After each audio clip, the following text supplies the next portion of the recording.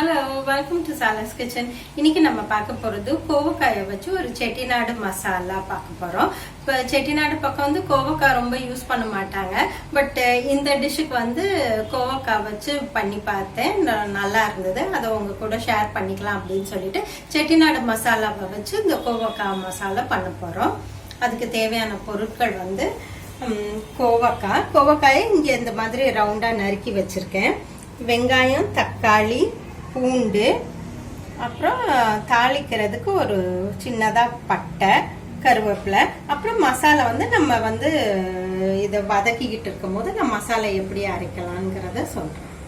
இப்போ கோவக்காய் நீங்கள் கடையில் வாங்கும் போது எப்படி வாங்குங்கன்னா, ஒன்று கோடு போட்ட காயும் வாங்கலாம், அல்லது இந்த மாதிரி பிளெயினும் வாங்கலாம். பார்த்தீங்கன்னா கோவக்காய் வந்து நல்லா ஒரு ஃபேமாக இருக்கணுங்க.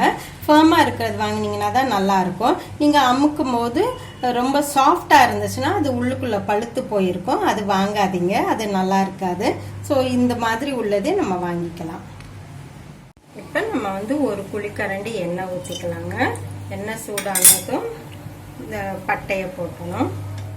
இப்போ பட்டை சேர்த்துக்கலாங்க. பட்டை அடுத்து வந்து நம்ம பொடியாக நறுக்கி வச்சிருக்க பூண்டு, ஒரு ஃபியூ செகண்ட்ஸ் ஆனதுக்கப்புறம் வெங்காயத்தை சேர்த்துக்கலாம்.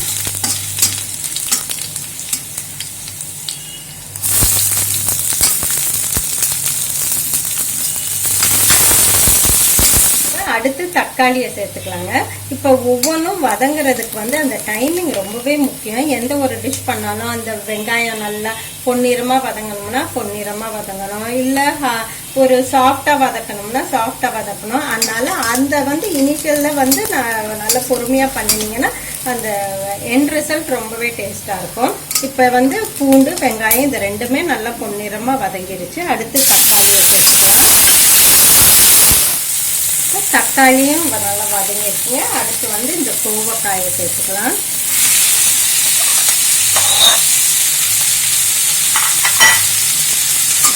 இப்போ நான் வந்து தீயை சிம் பண்ணிட்டேன்.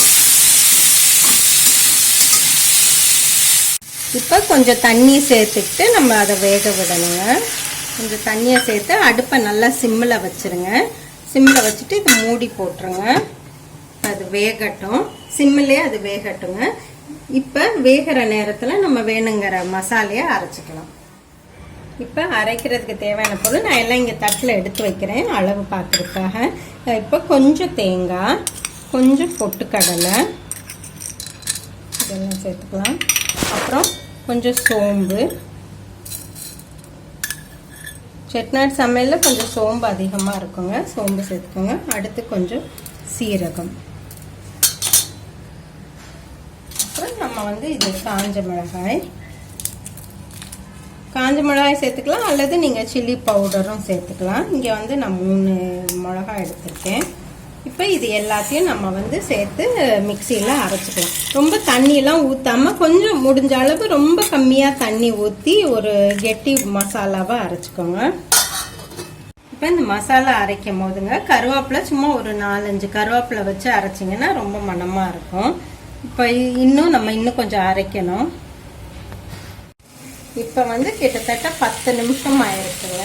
10 நிமிஷத்தில் நம்ம பார்ப்போம்.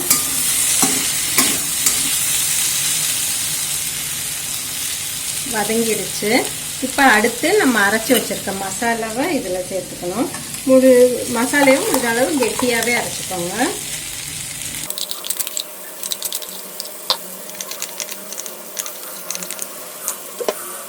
இப்போ அடுத்து மசாலைக்கு தேவையான அளவு உப்பு சேர்த்துக்கலாம். கொஞ்சம் சேர்த்துக்கிறேன்.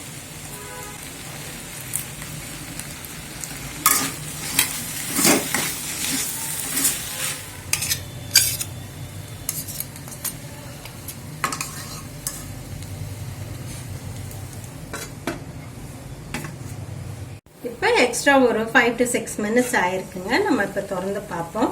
மசாலாவும் இப்போ கலர் மாறி இருக்கு. இப்போ என்ன பண்ணுங்க, அடுப்பை நிறுத்திட்டு திரும்பவும் இதை போட்டு மூடி ஒரு 5 நிமிஷம் மூடி வச்சிருங்க.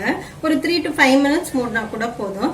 இது எதுக்கு இப்படி பண்றோம்னா, நம்ம வந்து இந்த பொட்டுக்கடலை, தேங்காய் இதெல்லாம் சேர்த்து மசாலாவை கொஞ்சம் கெட்டியா அரைச்சு இதுல சேர்க்கறதுனால அடியில வந்து லேசா பிடிச்சுக்க தன்மை ஏற்படும். ஸோ அப்படி இருக்கும்போது இதுக்குன்னு இல்லைங்க, எல்லா மசாலைக்குமே நீங்க என்ன பண்ணலாம், உப்பு மாவாகட்டும் மசாலையாகட்டும் கடைசியில நிறுத்தினதுக்கு அப்புறம் மூடி வச்சீங்கன்னா அந்த அடியில லேசா பிடிச்சிருக்கிறது கூட ஈஸியா எடுக்க வந்துட்டு அதோட சேர்ந்து நம்ம வெஜிடபிள்ஸோட சேர்ந்து மிக்ஸ் ஆகும் போது அது டேஸ்ட் ரொம்ப சூப்பரா இருக்கும். அதுக்காக தான் இப்படி பண்றோம். இப்போ ஒரு 5 மினிட்ஸ் கழிச்சு இதை திறந்து பார்ப்போம்.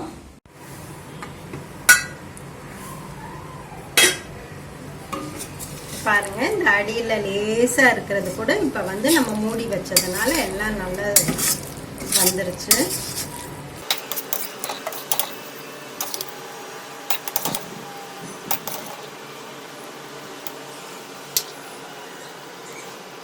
அவ்வளவுதாங்க, நம்மளோட செட்டிநாடு கோவக்காய் மசாலா ரெடி ஆயிடுச்சு. இப்ப இதே இந்த மசாலா ஃபார்முலாவை வச்சு நீங்க வந்து கொண்டக்கடலையை வேக வச்சு மசாலா பண்ணலாம், அல்லது உருளைக்கிழங்கு, காலிஃபிளவர், கேரட், பட்டாணி இந்த இங்கிலீஷ் காய்கறிகளை வச்சும் ஒரு மசாலா பண்ணலாம். ரொம்பவே டேஸ்டா இருக்கக்கூடிய இந்த ஒரு ட்ரெடிஷ்னல் செட்டிநாடு மசாலாவை நீங்க வந்து நிறைய காய்கறிகள்ல இந்த மாதிரி சேர்த்து பயன்படுத்தி பாருங்க. பார்த்துட்டு எப்படி இருக்குன்னு சொல்லுங்க. மீண்டும் உங்களை அடுத்த ரெசிபியுடன் சந்திக்கிறேன். அதுவரை உங்களிடமிருந்து விடைபெறுவது உங்கள் விசாலாட்சி.